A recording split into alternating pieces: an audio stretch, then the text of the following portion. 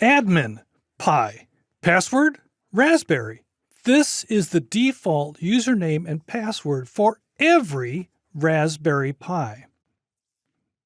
That isn't a problem if your Raspberry Pi isn't connected to the internet, doesn't control any electronics, and is regularly reformatted. But when in doubt, it's best to change the password and username. And it's easy to do, so why not? Hi, I'm Mark Neiman Ross, and welcome to this week's edition of Raspberry Pi Weekly. Every week, we explore the Raspberry Pi and share useful tips. To change your password, open raspiconfig.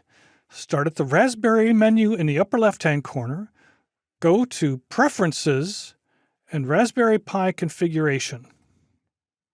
The System tab starts with the Password Change button. Enter a new password, confirm it, and you're done. But there are a few things you'll want to know about what you've done. First, you changed the password for user Pi. You can confirm this by opening up a terminal window. You'll see something like pi at Raspberry Pi, : You can also type in who am I, which will return your username. This is the account you have changed the password for. If you're not logged in as Pi, there's something wrong. The easiest way to fix this is to simply reformat the SD card and restart with default settings. If you do research online, you'll also find suggestions to delete the Pi account. Unless you're an advanced user with knowledge of Linux groups, this is a bad idea.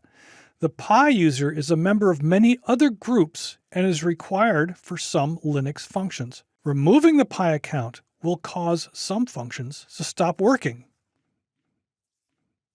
Now, as to legal characters for a password, there isn't clear guidance, but it appears that any characters can be used in a password string. However, it's obviously a bad idea to use characters such as tab or return.